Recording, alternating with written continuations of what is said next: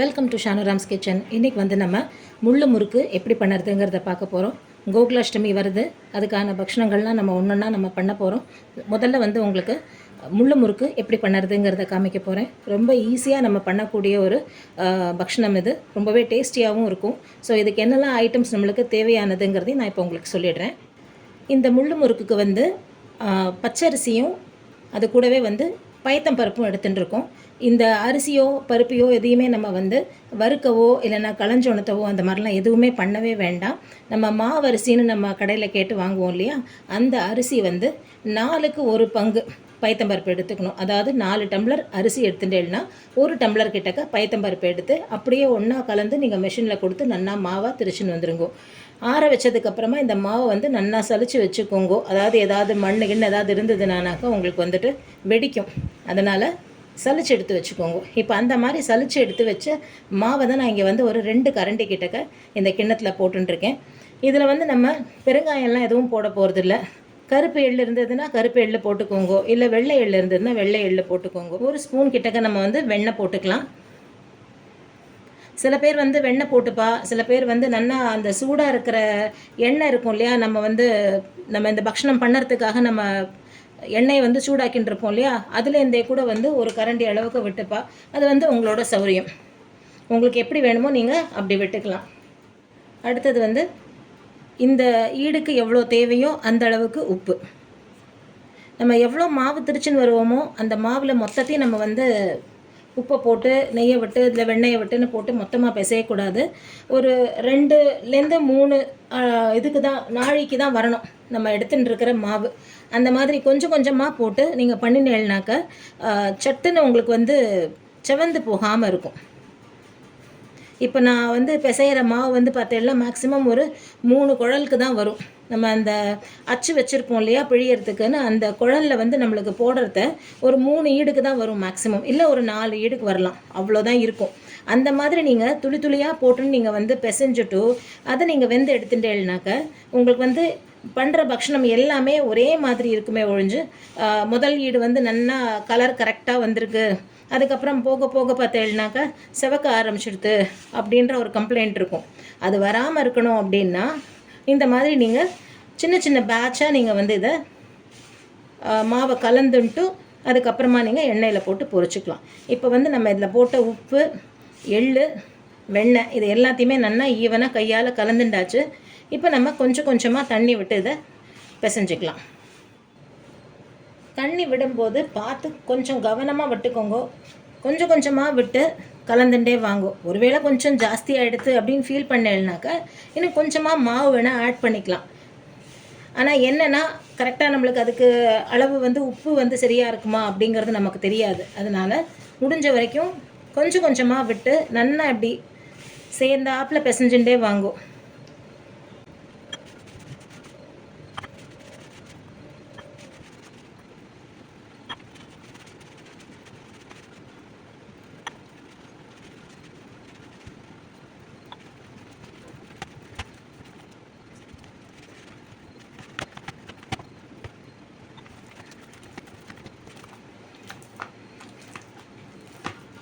இந்த அளவுக்கு வந்து நல்லா சாஃப்டாக நம்ம மாவை ரெடி பண்ணிண்டாச்சு. இப்போ வந்து நம்ம முள்ளு முறுக்கு பண்ணுறதுக்கான அச்சு இருக்கும் இல்லையா, குட்டி குட்டி ஸ்டார் மாதிரி இருக்கும் பார்க்குறதுக்கு, நீங்கள் அந்த மாதிரியும் எடுத்துக்கலாம்.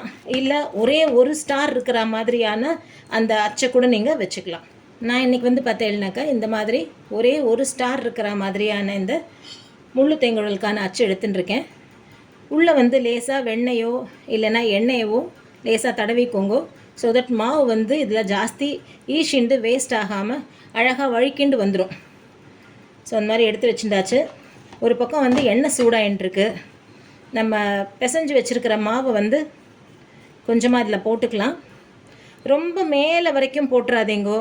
உங்களுக்கு வந்து அழுத்தி அமுக்கும் போது என்ன ஆகும்னா சம்டைம்ஸ் ரொம்ப எக்ஸஸாக இருந்ததுன்னா இந்த மாதிரி வெளியிலெல்லாம் வழிஞ்சு வரும். அப்போ வரும்போது உங்களுக்கு அடுத்த ஈடுக்கு நீங்கள் மாவு போட்டு எல்லாம் பண்ணுறத கையிலெல்லாம் ஒட்டிக்கும். அதனால் முடிஞ்ச வரைக்கும் உள்ளே தள்ளுற மாதிரி வச்சுக்கோங்க. இந்த அளவுக்கு இருந்தாலே போதும். இப்போ நம்ம வந்து முள்ளு தேங்குழல் எப்படி பண்ணுறதுங்கிறத பார்க்கலாமா. அடுப்பில் வந்து எண்ணெய் சூடாயின்ட்டுருக்கு. முதல்ல வந்து ஒரு பிள்ளையாரை பிடிச்சி வச்சுடலாம். இந்த முள்ளு முறுக்கை வந்து நீங்கள் புழியறதுக்கு வந்து என்ன பண்ணுங்க, அழகாக இந்த மாதிரி ஒரு கரண்டியில் வந்து லேசாக எண்ணெயை தடவிட்டு கமுத்தி வச்சுட்டு இப்படி ஒன்று ஒன்றா எடுத்து போட்டேன்னா எண்ணெயில் உங்களுக்கு வந்து கையில் ஆவி அடிக்காமல் இருக்கும் முதல் விஷயம். ரெண்டாவது வந்து பார்த்தேன்னாக்கா ஒரு பீஸாக இருக்கும், நீங்கள் வந்து 4 பேருக்கு கொடுக்குறேன் டிஸ்ட்ரிபியூட் பண்ணுறேன் அப்படின்னும் போது உங்களுக்கு சௌரியமாக இருக்கும். அதனால் இந்த மாதிரி புழிஞ்சுக்கோங்க. அதை வந்து அப்படியே நம்ம எண்ணெயில் போட்டுடலாம்.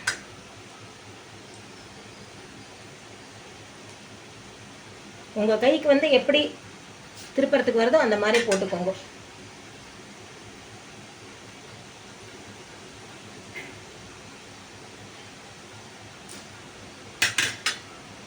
நல்லா வேகட்டும். திருப்பும் போது உங்களுக்கு நான் காமிக்கிறேன். இப்போ நம்ம வந்து கரண்டியில் போட்டது எல்லாத்தையும் நம்ம அடுப்பில் போட்டாச்சு. இந்த பக்கம் வந்து உங்களுக்கு பார்த்தீங்கன்னாக்கா எண்ணெயோட அந்த சத்தம் வந்து கொஞ்சம் கொஞ்சமாக அடங்கிண்டே வரும்போது முள்ளமாக எல்லாத்தையும் அதர் சைடு திருப்பி விட்டுருங்கோ. இந்த பக்கமும் வந்து உங்களுக்கு நல்லா வந்து வெந்து வரணும். இப்போ இதெல்லாம் பார்த்தீங்கன்னா நல்லாவே வந்து ஓசை அடங்கிடுது. இதெல்லாம் எடுத்துடலாம் வெளியில்.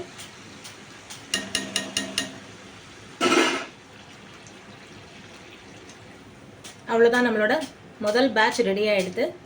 அடுத்தது இதே மாதிரி பண்ணலாம்.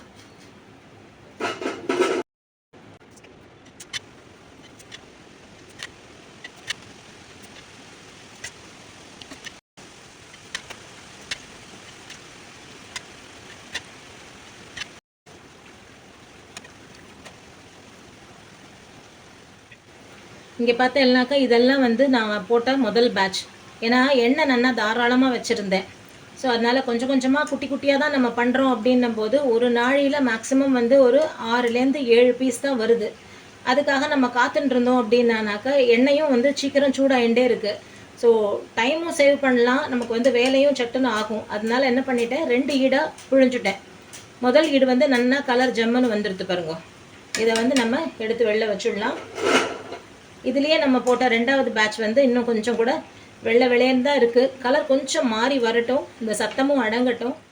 நம்ம இதுலேயே போட்டிருந்த இந்த 2வது பேட்சையும் இப்போ வெளியில் எடுத்துடலாம். நல்லா இந்த மாதிரி கொஞ்சம் பெரிய கரண்டியாக வச்சுட்டேன்னாக்கா உங்களுக்கு வந்து எண்ணெயை நல்லா வடிச்சுட்டு எடுத்து வச்சுக்கிறதுக்கு சௌரியமாக இருக்கும். இந்த பாருங்க, அப்படி தட்டும்போது இந்த மாதிரி நல்லா சலசலன்னு சத்தம் வருது பார்த்தீங்களா?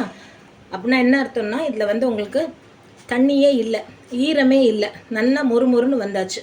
ஸோ இப்போ இதையும் எடுத்து வச்சுட்டுலாம் நம்மளோட முள்ளு முறுக்கு வந்து ரெடி ஆகிடுது. ஸோ இதே மாதிரி நீங்களும் ட்ரை பண்ணி பாருங்க, எப்படி வந்ததுங்கிறத உங்களோட கமெண்ட்ஸில் சொல்லுங்க. தேங்க்யூ.